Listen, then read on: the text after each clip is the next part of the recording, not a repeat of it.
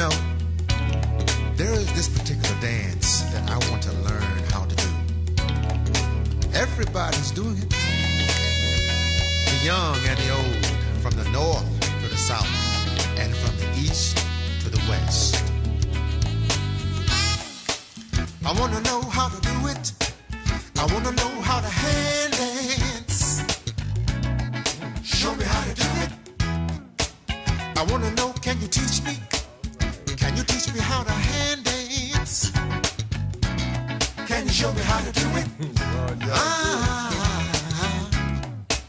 I want to know how to hand dance. Show me how to do it. I want to know. I want to know how to hand dance. Show me how to do it. I like the way you move. I like the way you groove.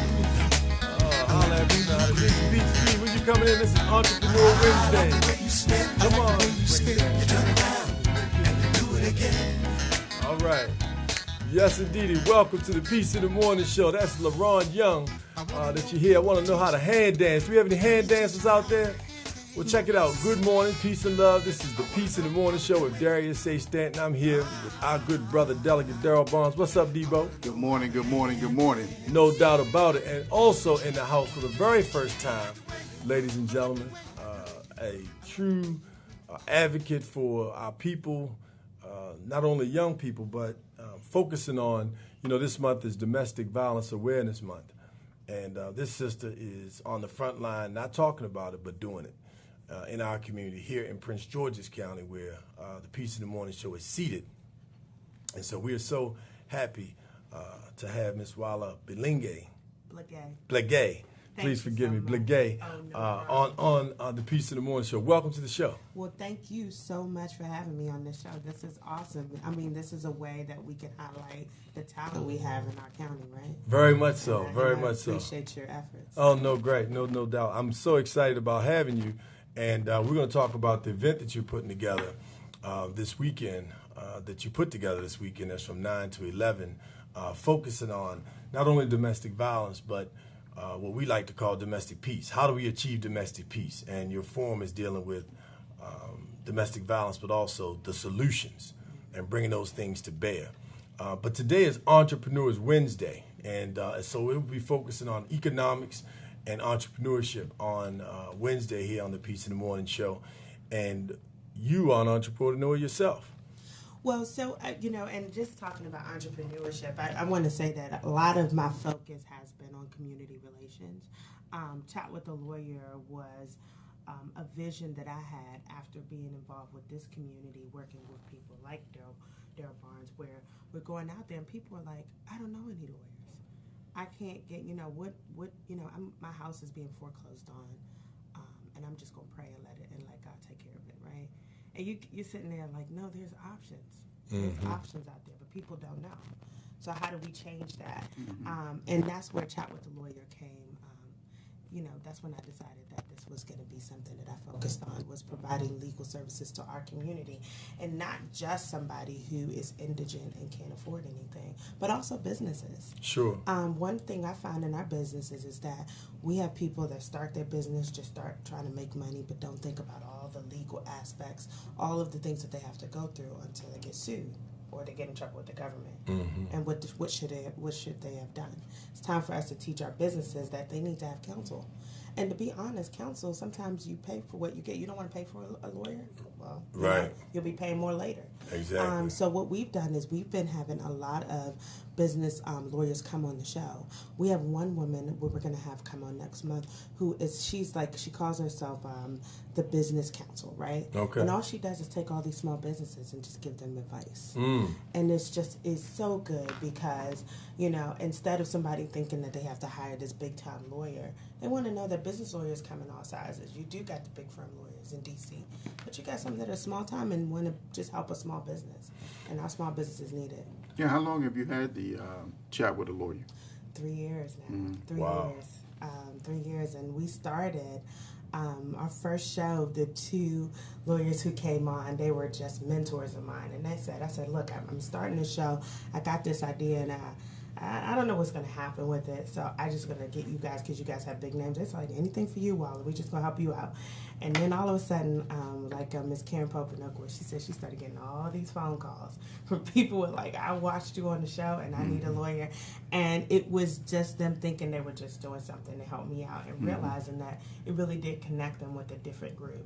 Now, have you done a tally or total, what's your statistics on the number of people that have seen your show that have actually received help and assistance, and then what have some of those outcomes been?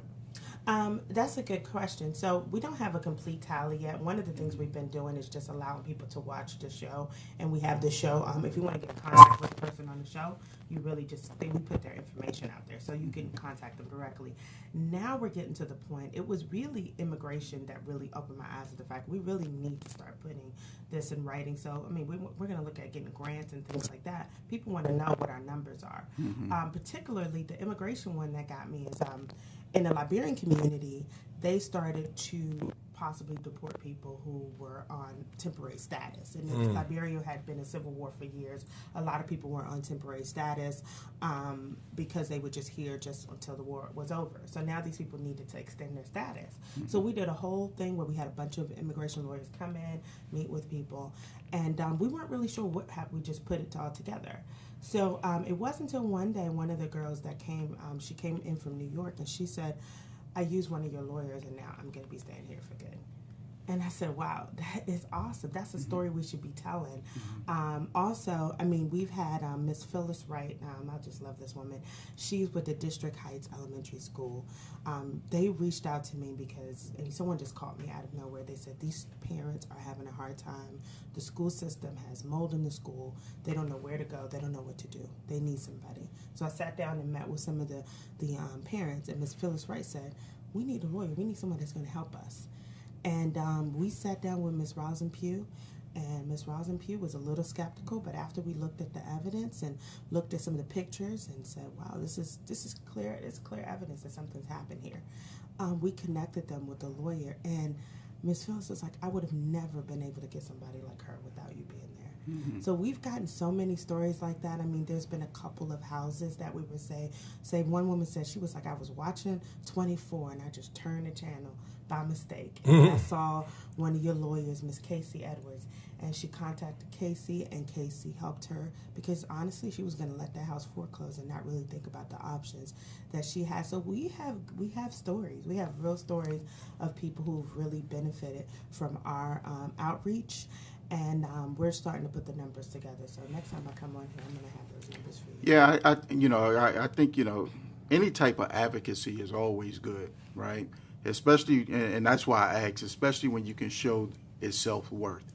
It's almost like when I started Men Name Me Higher back in 2009, people used to always say, well, what are you doing? Where's the evidence to say that, you're actually mentoring these kids, or you're sending children to college, or you're feeding the hungry, or getting people jobs, and yada, yada, yada. So I would just say, as you continue to grow, and I commend you for the work that you're doing, it's just now is to start having that data to show the work that you're actually doing, to quantify, to say that this is a worthy cause here in Prince George's County. Because I would agree that there are so many people that need attorneys, lawyers, whatever word you want to use. There used to be prepaid legal and all this other stuff that was out, and still is probably. But I think, what you're doing, it helps a lot of people that do not have the direction or the wherewithal to say, where should I turn or where should I go? But now I think, as we continue to evolve, is just to be able to show, out of 3 years, we've been able to help X amount of people. And then this is the type of people that we've been able to help, especially now that we're going into our 2018 legislative session. I know a big topic is going to be, DACA, immigration reform, right, which was a big part last year. So even from an immigration reform, and you just mentioned that, someone came and said, this is how you started, basically. So how do we, look at that to say, this is how we're going to help? Because if you look at Prince George's County, we are now have an influx of immigrants that are in Prince George's County. from African to Hispanic to Asian. In certain parts of the county, it's more prevalent than others. But, those are areas that, as far as conversations, I think we need to start having. I completely agree. One of the things I want to touch on, one of the ways we're starting to quantify this, in addition to trying to go back to people who've reached out to us, but we're starting to have Ask a Lawyer events. And the reason why is because so many people have reached out to us and they say, well, I want to meet more than one of your lawyers. I have multiple issues. And I want to meet your lawyers. And, some people might not call. So we had our first one in District Heights. And it was absolute success. The best thing was to have somebody walk out there that needed expungement, needed to clear their record, and didn't know if they can. They just walked in and just asked, what do you think? And we had Miss Carolyn Stark sitting there with her computer, ready to look their information up and file the paperwork. Mm-hmm. And it was more than that. Was another woman that walked in. One thing is our senior community has been really plagued with predatory lenders, with people taking advantage of them. And she said, look, somebody walked into my home. I signed some contracts that I didn't even know. I know I probably shouldn't have done that, but is there something that I could do? We had the Office of Consumer Protection sitting right there. So we're going to be doing that. In fact, the next one we're doing is with the Greater Baden Medical Center. We're going to be having one there, the Mercy Grace Center, I think, and we're trying to get the location set. But we're reaching out. People love what we're doing. So we're connecting people in person to lawyers, and we're deciding that it can't just be TV. It's got to be, we got to put it in person. Another thing I want to touch on is that we talked about prepaid legal, but a lot of times, even in our community, people will say, "Oh, I want a will." So I'm just going to go online and copy and paste some things and put it in place. We have tried to push people into the dangers of that. I've seen the actual dangers. If you put a copy and paste something you don't know, you don't put together where your assets are, things, language that should be there, then when you die, your family's got to fight, right? They got to fight in court, and that strains your resources. Why not do it right the first time? So we're trying to get in the mindset of people to understand, just contact the lawyer, let them work on it so you get the best thing possible, and then you save your family the grief. No doubt. Speaking of family, we definitely like to know a little bit about who you are. We're going to take a little musical interlude on this Entrepreneurship Wednesday. If you have questions for Ms. Waller, give us a call at 240-455-5934. That's 240-455-5934 on the Peace in the Morning Show. We'll be right back.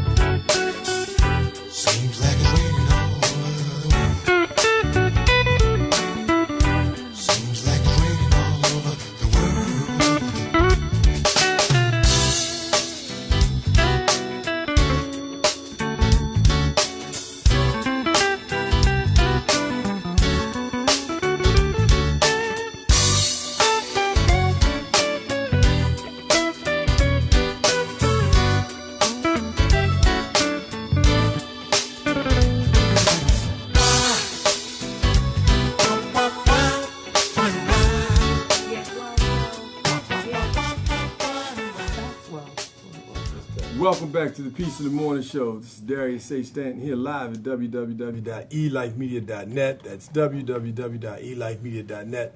here with our good brother Delegate Darrell Barnes. What's up, DB? All right, all right, all right. And also in the studio with us for the very first time, the host, executive producer of Chat with a Lawyer. Chat with a Lawyer. Yeah. Is in the studio with us and talking business, entrepreneurship, and getting people help with the legal situations. We also want to talk about domestic violence and domestic peace.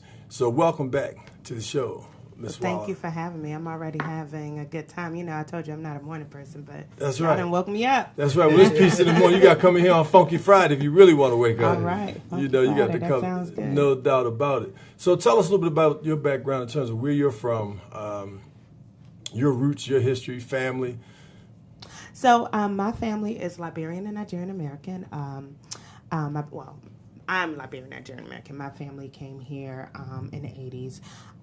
And one of the reasons why I've been involved with so much community service, my parents came from Liberia. And they watched Liberia, and, you know, brings tears to my dad's eyes to see a place that was actually one of the meccas of, Sure. you know, people would travel there. This was back in the 60s, 70s, even before that. That was a place that people would go. In fact, a lot of African Americans would go there because, you know, a lot of the African American, the Americo-Liberians had also come as slaves and come to Liberia and started the country. So, but they lost everything with the Civil War. And I watched my family go from having a decent living there to not even being able to have running water or toilets. So things got really bad. And we were in the United States here. So my parents, you know, they told me, like, look, you know, grew up in D.C. They said, look, this is your country. You need to, you know, work, make things better. Like, this is what you're going to be able to provide for yourself and even for future generations. So I've been, I got involved in activism from there on. We were active with the Mayor for Life, Mayor Barry in D.C. We would campaign for him and some of the other local elected officials, Charlene Drew Jarvis.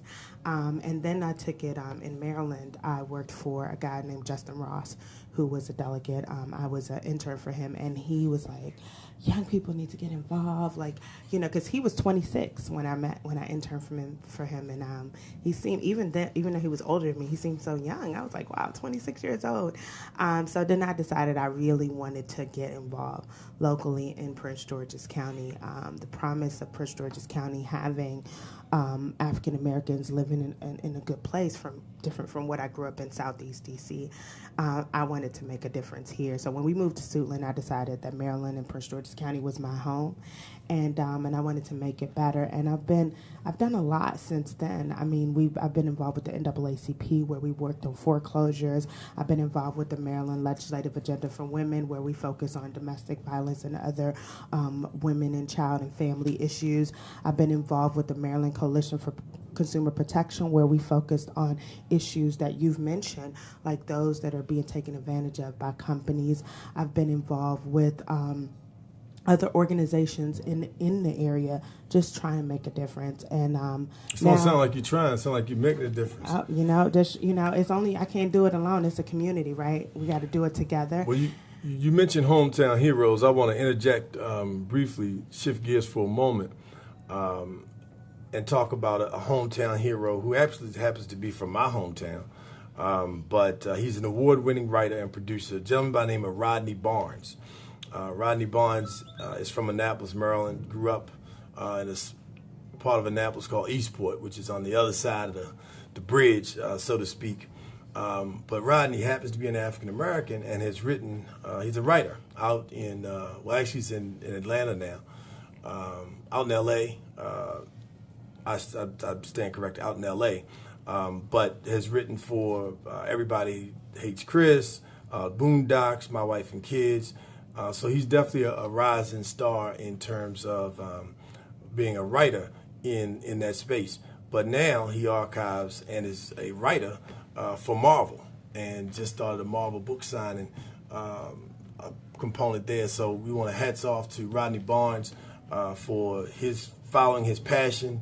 He started going to comic book stores as a child and has been writing ever since, and is now being paid for his passion. That's what entrepreneurship is all about. really identifying the fact that you want to work for yourself first and foremost, and in addition to wanting to work for yourself, that you're willing to put the energy and the effort into pursuing your passion. Delegate Barnes, you've been in business for yourself now, how many years? Since 2004. So what was the shift? What was it that gave you the bug that made you want to start to work for yourself and be an entrepreneur? Well, my story is somewhat similar to Waller's in the sense where, when I came in from Southeast Washington, D.C. and moved to Prince George's County, we were like the Jeffersons. We thought we was moving on up. Dad was like, pack your bags. We were like the hillbillies. Right. We were packing the bags and we was moving on across the street to the Prince George's County. I was like, Dad, we doing it. Right. And, and right out of the school, and going to college and then going to the military, it was always planted in me from being in the military and being in leadership in the military to say, I want to do my own thing. I like being in control. I don't like having a punch a clock and someone say, well, you 5 minutes late from going to lunch. I'm like, really? So now. Be your own boss. Those days are, I pray to God, knock on wood, whatever you believe in. I never have to go back to that. But being your own boss gives you an opportunity to really mentor and coach other people.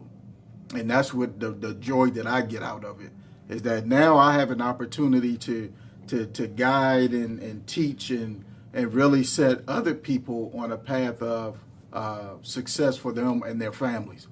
Being a boss puts a lot of pressure on your shoulders because all the weight is on you, that you have to meet payroll and taxes and everything else. And as soon as you miss that first payday, you got problems. Because people are relying on you 100%. So it's a huge undertaking to say that I want to be the boss. But I think it's also in the same breath, it's a huge amount of joy to say that I am the boss. And for me, it's always those two words that I often use, which is hope and opportunity. I try to provide hope into the folks that I have employed over the years, that you too can become a boss, that you too can go into management, that you too can be a project manager, that you too can be a leader. So there's the hope. My job is to provide the opportunity. That's my job, that I truly believe, is to provide that opportunity for other people to follow in my shoes and then surpass it. Mm-hmm. And I think that's what we're all here. All of us are leaders in our own right. All of us are doers.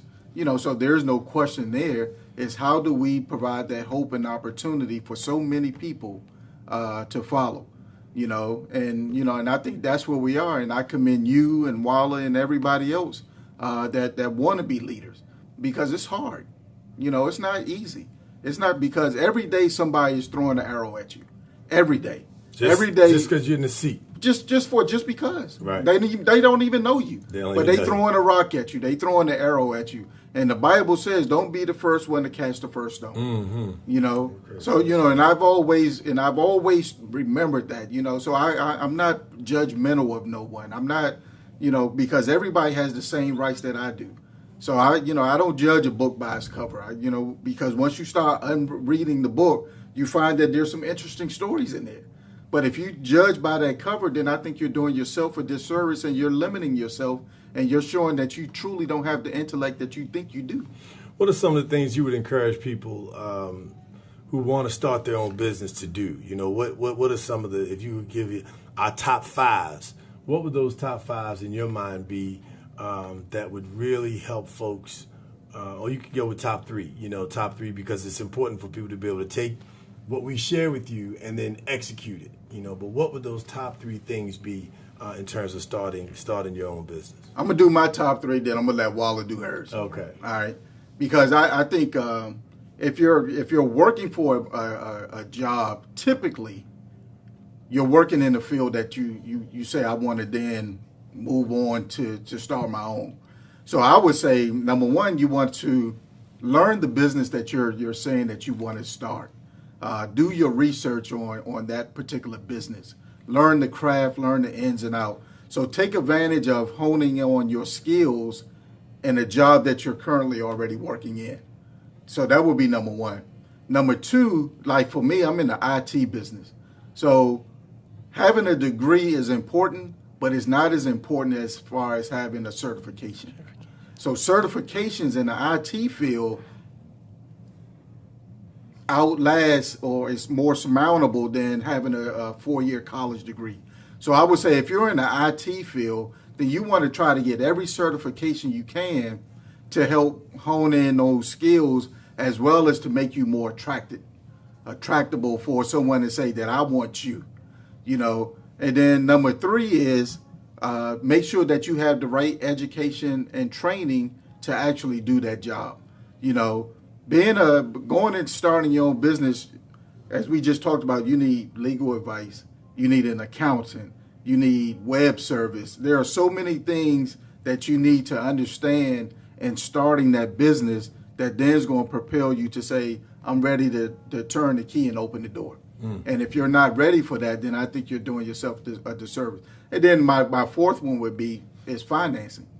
Because if you don't have the money, and I've seen plenty of businesses with great ideas, with shiny buildings open up, and a year or two later they're closed because of lack of capital. Need that capital. Right. Well, I'm going to talk about the legal aspects that people should think of because I feel I've seen a lot of problems, especially with Chat with the Lawyer. We have businesses reach out to us. First of all, if you're going to put a name of your business, you need to research to make sure that nobody else has that name. Because you will be facing lawsuits if you put yourself out there, and especially when you really start making money. If you've got a business that's already owned, trademark, make sure you actually, if you're going to have a logo, make sure you own that logo. So you need to put an application in with the Patent and Trade Office. You can go search in Maryland. You can search names at the SBA website to make sure that the name doesn't already exist. You should do even a search on the internet to make sure that someone doesn't have that exact name. So you need to make sure you do that. That can get you in some trouble. Second of all, you need to file your proper documents. Determine what structure works better for your company. If it's understand that if you are doing a sole business on your own and you're going to do it by yourself, and make sure you're not doing an LLC or a corporation, understand that means liability comes to your personal bank account. So if somebody sues you, they can actually attach to your bank accounts, and if you can't afford it, personally, you will still the judgments will still pretty much wipe. It can go to your house. A difference is that LLC or a corporation. What does LLC stand for, just for folks who don't know? Limited liability corporation. So if you have an LLC, you can actually only sue the business. So meaning that unless and it could have this thing called pierce the corporate veil. But if you have LLC, if you have the entities, those are more expensive, right? So tax, they're more expensive. Filing is more expensive. But sometimes it can be worth it. Depends on what you're doing, because if you have that, then when someone goes after the company, if the company has no more assets, it's over. So they can't go to Darryl Barnes, and say, well, we want the money from you, because he's going to say, no, you're going after blah, blah, blah enterprise. I'm a different person. Whereas, if Barnes International was just his personal company, he has no protection of LLC or corporation. That is, he could get his bank account. His personal assets will be they can come after his personal assets. Now, piercing the corporate veil is when you don't respect those. Now, if you have businesses, you need to have meetings, board meetings, because that would require a board, things like that. Corporations require a board, right? So if you have a board, the board is a meeting. You need to have separate accounts. So if the account is the same account as your personal account, they can go. Then they can actually argue that your personal account is the same thing as your corporate account. Excellent. And if they go after that, that can be an issue also. So it's just people need to think about that. You should respect the corporation, the LLC process. Make sure everything's separate. Right. And I think people make those mistakes and kind of mix everything in. And also you should know what is required locally from your local government, from your state government. It is worth it to have. That's why it's good to have a lawyer that can look into that. Or you can go. They have offices. I mean, the Prince George's County has an economic development office that can probably give you guidance on things that are needed. Because if you don't have the proper, just like he wants you to have certifications, if you don't have the proper licensing with the government, I mean, it can shut you down. I mean, even for construction workers and things like that, they don't have the proper licensing. You would have to give back every dime of the work you've already done. So would you say that the Chamber of Commerce is a good place? Looks like we do that. Would you say the Chamber of Commerce is a good place to go in terms of looking to start your business? You also mentioned economic development offices. Where else would you say would be good places for you to go to start your business? Contact a lawyer. Contact a lawyer. I mean, it might yeah, I don't like, disagree with you. No, I think if you're it starts and ends with the law. Right. I think if you're starting a business, some of those things can help, right? Chamber of Commerce provides a network of businesses where somebody you can call and say, hey, what do I need? I'm about to open up a restaurant. What are the things I need to do? So it depends on what industry, but sometimes, like I said, a lawyer can help you kind of navigate through, because you might be focused on county licensing, and then there might be some state licensing that you didn't think about. But I think you make an excellent point. So I would say, or stay away from the Google searches. Stay away from Google searches is where businesses go down, because they would do a quick search on Google. They'll find something that they think is relevant, and they'll go and follow that. And a lot of times, just because a website has all types of resources doesn't mean that it's the resources needed, or even that it's right.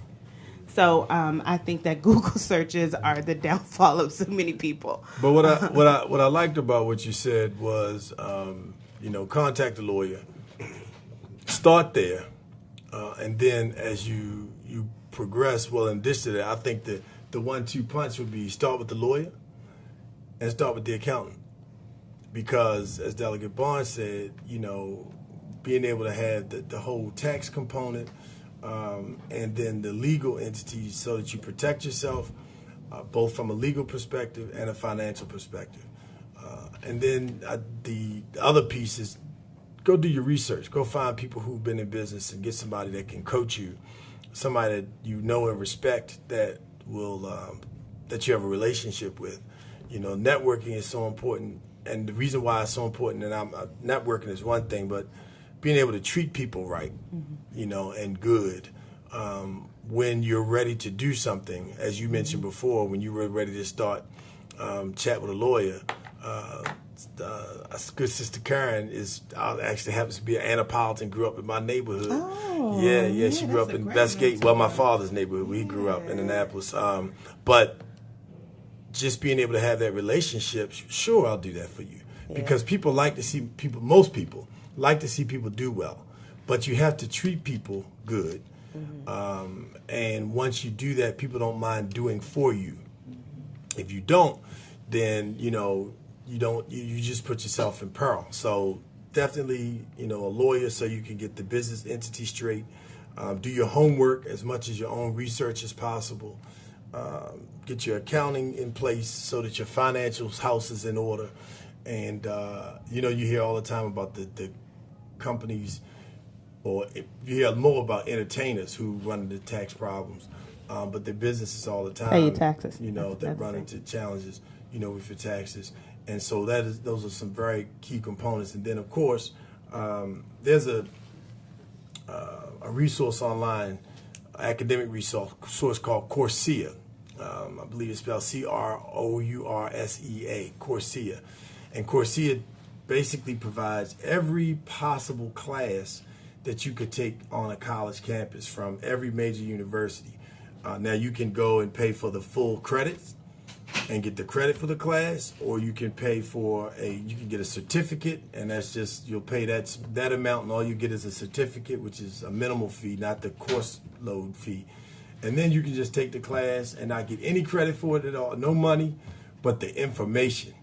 And information is power, because once you have the information, then you can do what you need to do to get to a point where you can set up some of those things to hire a lawyer, to hire an accountant, and all those other things. But initially, some of those things you can do yourself just so that you are in a better position. But as Delegate Barnes said, having the information and knowing your business and the certifications and things behind that information is power.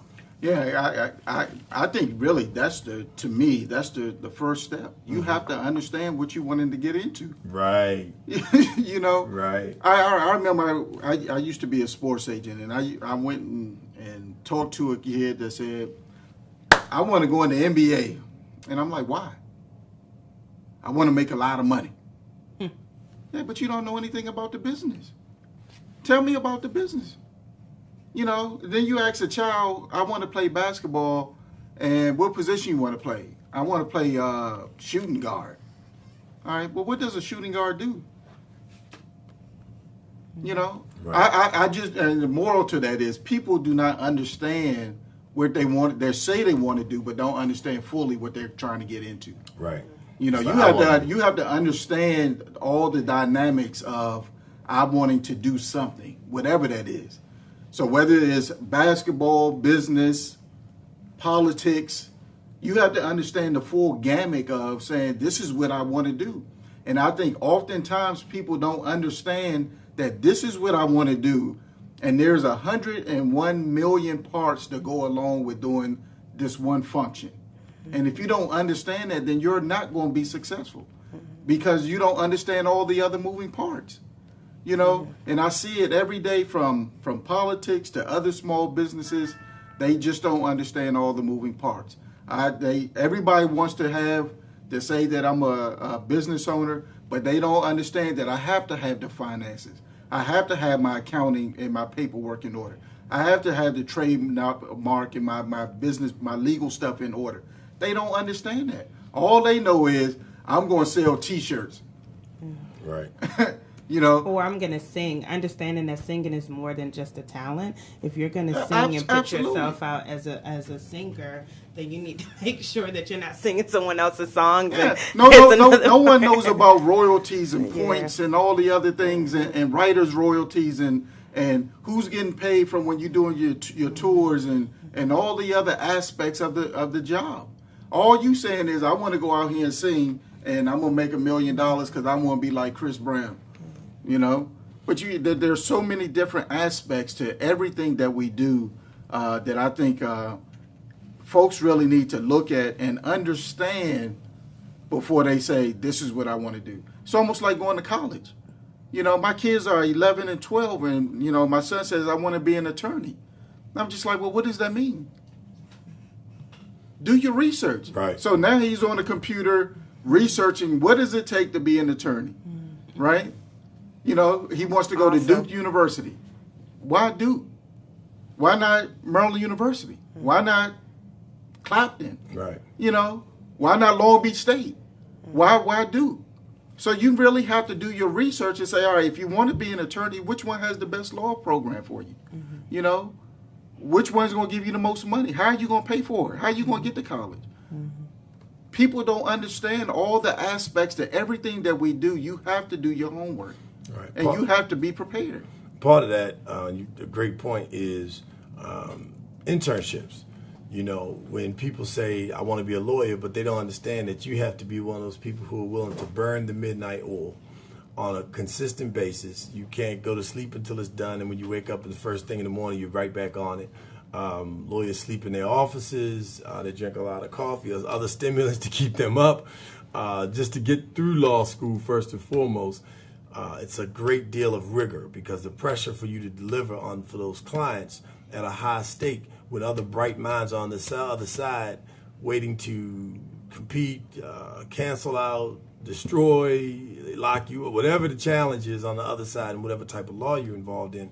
So being able to understand that environment. People who say, I want to be a doctor or a nurse. They need to go volunteer at the hospital. They need to go sit in the emergency room and see the people coming there screaming with their leg cut off, or you know, the various things that happen with the ear in the hand and whatever it is. And can you handle that blood? No.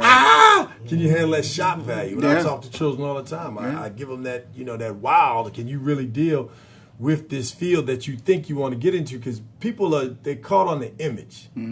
Or TV. I think and that's why, exactly. TV makes it seem like lawyers just spend all times in court making these arguments. They don't understand that most of it is at a desk drafting. Well, even with that, I think it goes back to Darius's point of making sure that we're able to put our kids in a place so they can learn. Right. Because, it's one thing to say, I want to be an attorney, and even if they are watching it on TV, it's a different kind of feel when you see Johnny getting locked up.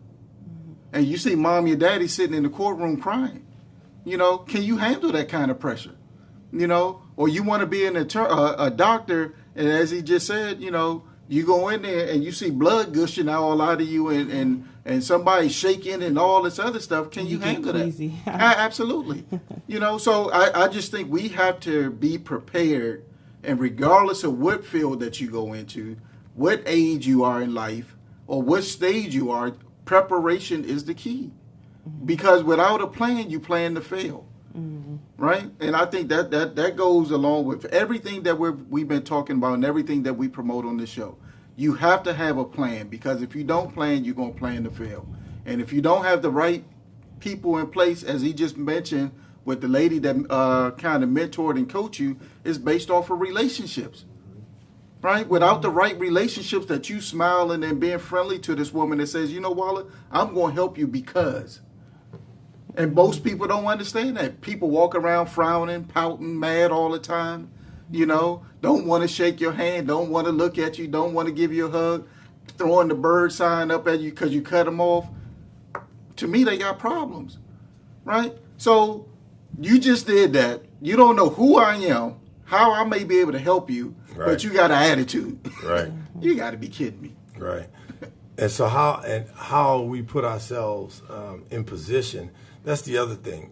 Damon Johns, the owner and founder of FUBU, the clothing line, who's on the only African-American on Shark Tank, the show that comes on television, where people get a chance to come out and pitch their businesses. One of the things that he says is people talk about, they want to be an entrepreneur, they want to go into business, and one of the biggest mistakes they make is they jump up, go into business, quit their job, and say, I can't work for this man, I can't, I'm on my own, I got to do my own thing. And he's like, that's the worst thing in the world you can do. Yeah. Because you jump out there and you don't have the resources, as Delegate Bond said, you don't have the capital. He said he worked up until he worked his 9 to 5, and then after work, he went and did his business. And he did that for almost 2 years, I believe, until he got to the point where at a minimum he was able to at least cover his salary, right, on the job. But you need to be in a position where that capital is in place so you can do your business. And a lot of good businesses, a lot of, run out of capital up front. We're going to work to bring in some lending institutions to talk to folks about how to actually access capital, because there are a lot of folks, in particular African-American businesses, struggle, but not only African-American businesses struggle when they do not have enough capital. Even if you get an opportunity, let's say you're in business and you get a huge opportunity to travel to another country to do the work, but you don't have the things that you need. They say, well, as long as you get here, but you need $10,000 to get there, you need another $5,000 for security, you need another $5,000 for, so you need $25,000 to get started. But once you get there, they're guaranteeing you 1,000 customers a day, right? And you can triple your current earnings. But you're not able to do that if you don't have that capital. And so being able to understand the dynamic and growth and scale. And so that's, again, why it's so important for people to be able to understand the dynamics of business itself and not just what it looks like, because it looks attractive. When people see folks like, even in the hip-hop world that, have made it to multi-million-dollar status, the Puffies, the Jay-Z's, they don't understand what they see them on front in the camera, but they don't see the long nights, the all nights. Right. They don't see the frustration. They don't see the letdown. They don't see the brokenheartedness. They don't see the relationships that they lose and lost because of what they went through trying to make a business work. They They don't see the family that's dissed them or disconnected them because people think they have more money than they do because they're in business now, and you should be able to help me. They don't see the amount of money that you give out to your family because the family think you got it, and you know, so many different dynamics, you know, that goes into it that it really behooves you to set yourself up. And speaking of setting yourself up, before we close out, I want to. You're also now jumping out there into the political arena, and you know, you talked about all of the work that you did in the community. But tell us the office that you're seeking and why you're seeking that office, and then what you know, the difference of you being in office. What's that going to make, you know, for people here in Prince George's County? She trying to take my seat. Oh, I'm just trying to be with you. We're trying to sit She together. trying to take my seat. No, we are not. So I'm going to join. Hoping to join Delegate Barnes in Annapolis, representing the 25th Legislative District. When I first moved to this county, I actually moved to Suitland in the 25th Legislative District. And to be honest, with my advocacy and really Chat with the Lawyer has really nailed it, where I am able to see what our community needs, right? People are coming to us and letting us know, this is my problem, this is my problem. Some of these problems, we have solutions. We have legal solutions. But then we have problems where we don't. Right? And when you don't have that, then that's the reason is to, you know, put a law in place that can protect the very interests that we thought we had, but we don't. So I've been dealing with that for now 3 years. And I want to take my advocacy to the next level. I want to represent the 25th Legislative District as a state delegate in Annapolis. I believe that we have issues and things and concerns that we can actually address, that there are legislative solutions that are there, and that I want to work with people like Delegate Barnes and others who I've worked with through my advocacy in the past 10 years to really address those issues. I want to talk a little bit about my domestic violence event that I have coming up. One thing, when I was with the Maryland Legislative Agenda for Women, we were focusing on protection for domestic violence survivors. And what I found is that, in a way, we were kind of dealing with one little thing here, one little thing there, one little thing here, one little thing there. And we weren't actually sitting down and looking at the overall process. And that's why the women on Saturday at Unity Life Christian Ministries, which is 5210 Oth Road in Suitland, Maryland, from 9 to 11, I'm going to have a Voices of Empowerment prayer breakfast. We're going to be honoring those survivors who've made a difference in the domestic violence community, because they understand what's missing. And each person represents a different aspect of things that we might not have or we might not be putting out in our community. Starting with Tanya Graham. Tanya Graham, we're honoring her. She has empowering courage. And one of the things that she said is, Walla, when my husband was beating me, I had to leave my house and I had nowhere to go. We have very limited resources in where people can go. She said, I didn't know anywhere to go. I sat in a shelter with my kids, just praying every day. And she started Empower and Encourage to make sure that she can provide some services to people who really have lost a home, like making sure that they have toys. I know we're doing a toy drive with my campaign, and she's big on that. She was like, while I was there, no toys, where we had to go and look for ways that we could make my family happy when you have no home. And then the next person we have is Veronica Burnett. Veronica Burnett she has an organization called Better Relationships, Healthy Relationships, Better Days Conference. And she was saying, and it's just like a thing we don't even think about. She was saying she got married and was abused by her husband. But she said that there were things that he did before they got married that she never thought about it. He was, hitting her here, hitting her there. But she was thinking that when she was a kid, it would happen often. A boy would hit her and everybody would be like, oh, he just likes you. You know what I mean? Instead of thinking that there's something wrong with that relationship. That boy should not think that it's okay to do that. And then when he gets a man, he's going to hit a woman and think it's okay. So, how do we focus in on that? Then we've got Keita Williams with Attica Foundation, and focusing on really bringing the survivor who's been hurt. They need counseling. They need almost like uplifting empowerment. How do we add that? That's a process, right? We got somebody that is beaten. They need a place to go. They need to understand what a healthy relationship is. Then they need a solution of ways to understand what they went through and how to get past it, right? And then we've got Peggy Morris and the Sisters for Sisters Network with Nina Patterson, who's also been a survivor. And they're talking about now it's time to uplift these people, put them in a place that they can start their business, that they can move forward in life. When you lose your house and lose everything, it's hard. You're starting from the bottom, right? And you don't have money. You wouldn't be sitting in a shelter somewhere if you had a place, if you had money and a place to live and resources. So how do we get to this person that can move forward? Because sometimes it messes with your mind so bad that you can't even function. You can't work. You know, think about your whole life when you're sitting in the shelter somewhere trying to make it. Where you going to work? How you going to keep going? Some people can. And some people can't. And I commend you for putting that together. And I know that those women have some amazing stories to tell.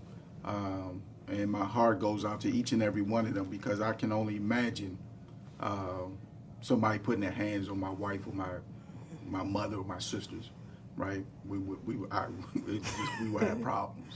But the one thing that I did not hear is that you don't have a man there to tell his story. See, every 12 seconds a man is being victimized. That's right. Every 12 seconds. That's right. Right? And you know, and this is the part that really bothers me. And I know there's more domestic violence of a woman, but no one is telling the story of the man that's getting his ass kicked every day, or being put down and cussed out and yelled at and everything else. No one is telling that story. Well, the men are not telling that story, and we talk. Well, no, there are men that are telling that story. You know, and I've talked to some of those men, and we've had forums where men are there. I've done roundtable meetings where men actually cried. And these are 60 and 70-year-old men who have actually cried to me and said, "I just want to let it out. I've been abused. I've been raped. I've been hit on. I've been picked on. I've been teased. My wife hit me, cussed me out in front of my kids. I'm in a shelter because I'm scared." These things happen every single day. But unfortunately, when we say Domestic Violence Month, this is the problem I have. And we wear our purple ribbon and we want to show pride. We're not talking about a man. All right? Nobody is talking about the male or that male student at school that's being bullied and teased. And I can tell you a true story. When I went to Eisenhower High School in Laurel, Maryland, a girl beat me up. Right? And I was called a punk. I was a faggot. You a sissy. Why you let her beat you up? All of those things, right? And if I would have, and I was traumatized by that, but no one is telling those types of stories, right? So I think, you know, we have an opportunity to, yes, tell a story of those women, but we also need to incorporate somewhere in there about how mental health and domestic violence also affects the man. And then more importantly for me, we're not even talking about the children that are being affected by this every single day, because they're the witness to this stuff. And then we want them to perform in school and act in school and sports and everything else. And we want to hold them accountable because they're not getting an A in school. But we're not talking about how they're seeing mommy and daddy fight every day. Right. It definitely is it's so important that we create that balance, right? Can't talk enough about the images, you know, and because of the images that are projected on television, which is one of the reasons why I'm so grateful to God that He blessed us with the vision and the support to be able to do the Peace in the Morning show, because we want to project images that present what the other side of what people see.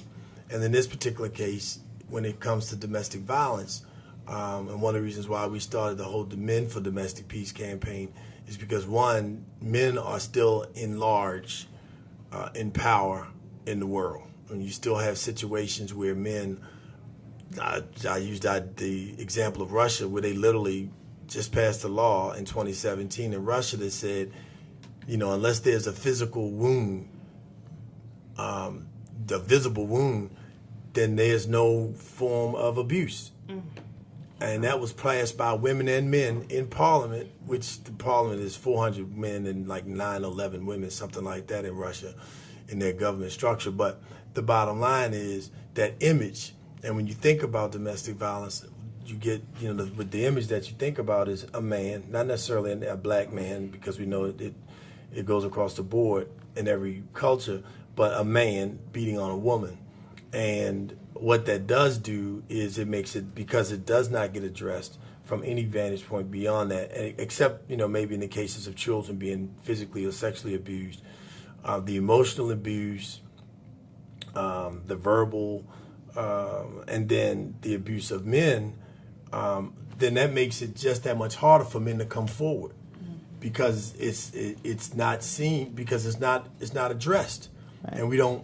And so as we move forward, the example that I give all the time, just as a leader, and I work to remember, but don't remember all the time still, and I should be ashamed for not remembering. But whenever we host events, and I started this very young, and I got to credit my mother, because I believe it was her that really put this on my mind. But, we have events all the time. But how often do we bring sign interpreters there, assuming that everybody there can hear? I mean, and so that's just the assumption that we make, because that's not part of our immediate community. And one of the things as leaders that we have to do is we have to think beyond the box. We have to go outside of the traditional norms and bring those people to the table that are that don't have a voice or not being heard. And so in the case with men and being addressed and abused, they need to know they have a place that they can come and they can be vulnerable, that they can express their fears, their tears, because otherwise, I don't know this stat, but what do we think drives African American males to suicide, being the number 2 killer for 16 to 24 years old? And knowing that 70% of juveniles in the state of Maryland, which are largely African American male, overwhelmingly African American male in the state, 70 to 75% of them have been abused. Now, what type of abuse is that? So, the shame of being abused, abuse and sexual abuse is a shameful thing, period, for people who've experienced it. But as a man, as Delegate Barnes said, just as if you lose a fight, to a girl, or a girl beats you up, then right off the bat, the shame there, because manhood is based on physical strength, based in America, right? And pretty much in the world, not necessarily on intellect, not your intellectual capital, and so as a result of that, we fall into that gap. So how many men or young men have been sexually abused, and as a result of that, they now take their lives because they can no longer deal with the shame of the fact that they felt like they were overpowered sexually, and in some cases had grown men with little boys and children.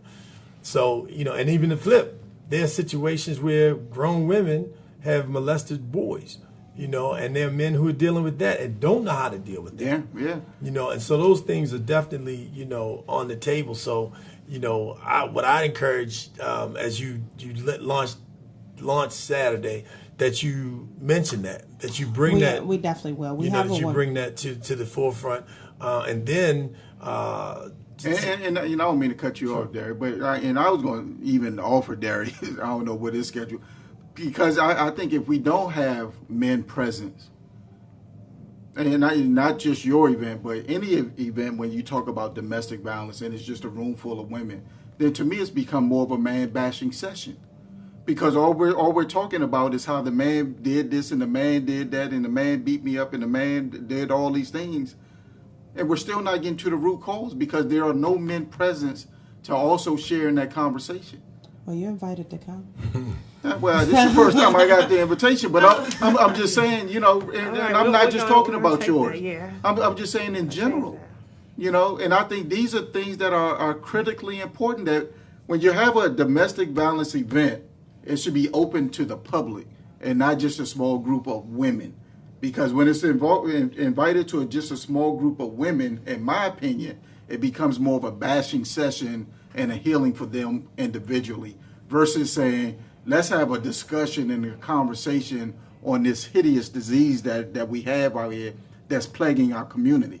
There's a big difference in that. And then there needs to be kids there, even if they don't speak, just to hear that, because that's also healing for them. We will have men there. But you know what? If you want to bring an aspect to it, this event is not about bashing. It's about empowerment.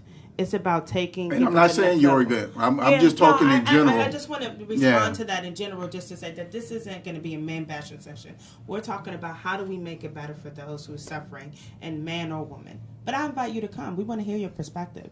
And if you come, we'll give you the time to actually talk about that. Because I am now Veronica Burnett, one of the people, she provides services to men who have been suffering, and she says 1 in 4. Yeah, I mean that was the thing that she gave me when we were actually in here. We talked about that very issue. So I invite you to come. I definitely am excited about the fact that we have pushed forward, and this is the plight behind Men for Domestic Peace is men standing up for peace first and foremost, as the head or leads of households, organizations, companies, CEOs. Boardrooms, chairs, all those places where policy decisions are being made, where human resources decisions are being made, when culture is being set, because that's what we're talking about. We're talking about setting culture in the home, setting culture in the community, for guys who still listen to music that call girls women outside of their names and degrade women. Talking about slapping a bee. HBO has a new series. But then at the same time, you got women doing the same thing. Rappers, you do right. This is my end, my end this and end that. Cardi B talk about this is red bottoms and bloody shoes. I mean, what are we talking about? Right. So how do we change that? I think it's the culture goes both ways. I mean that pendulum shift is both ways. Well, but my point though is that with the exception of the sister over at BET, and even in her case, BET is owned by Viacom now. Yeah.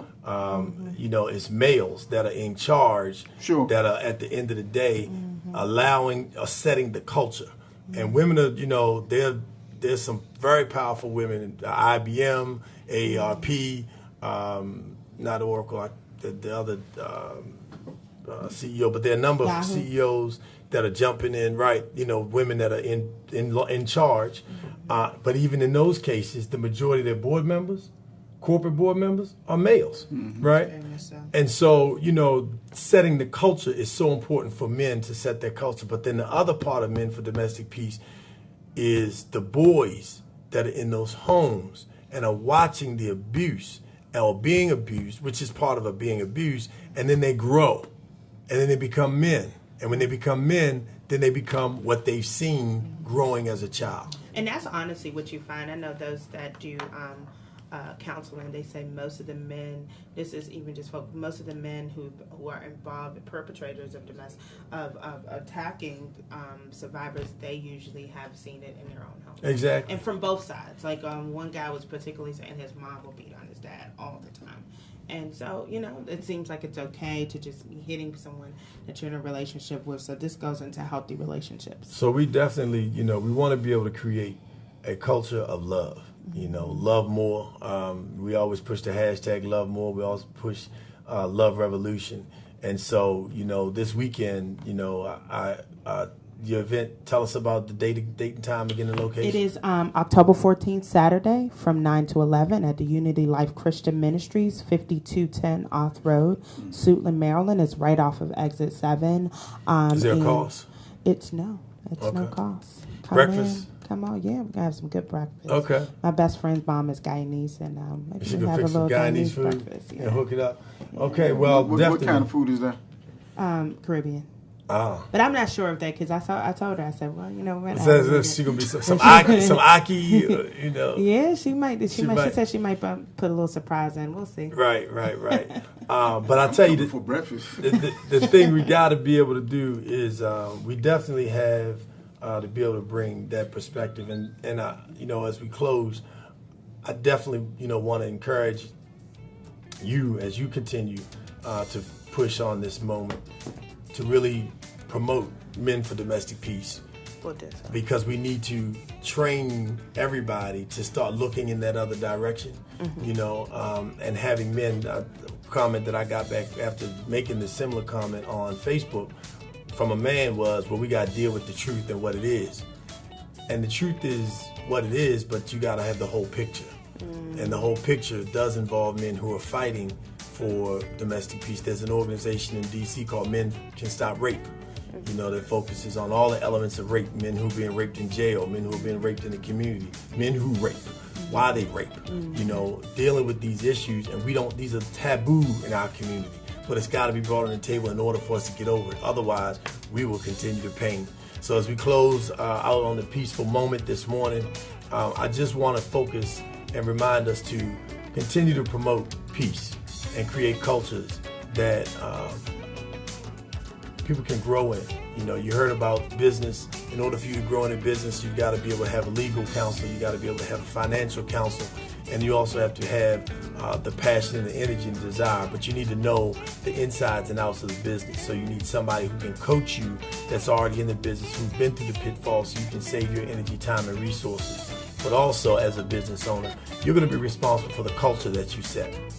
And the culture that you set as a business owner is what really is going to make the difference. Because that culture, whether it be high customer service and a priority on making sure people are treated good as customers, whether it's making sure that your product is a solid product that's healthy, that's good for the community, to make sure that you create a situation where the folks are being able to be compensated at a fair and marketable rate, so that people can help and contribute and live their lives and take care of their families while working for you. So as you think about going into business and being a business owner, understand the culture that you set, and in particular, how you treat each other and how people treat each other.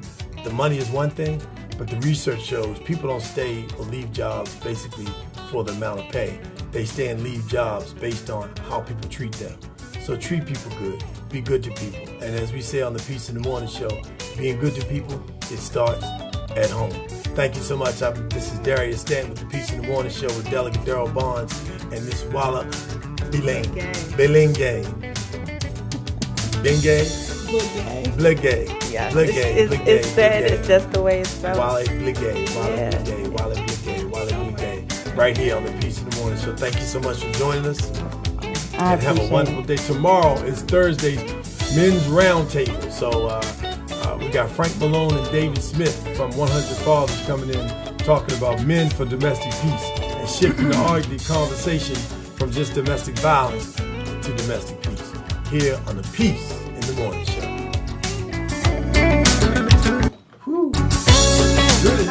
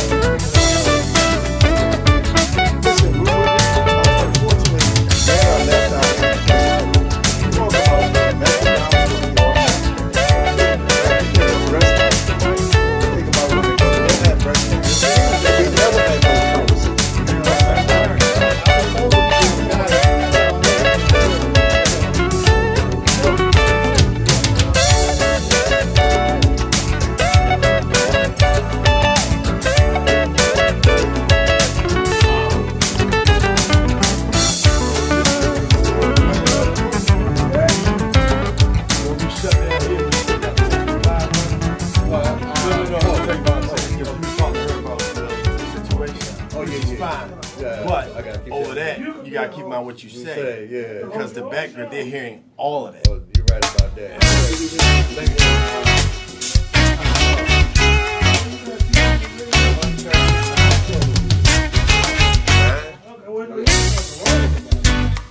Yeah, everybody was on.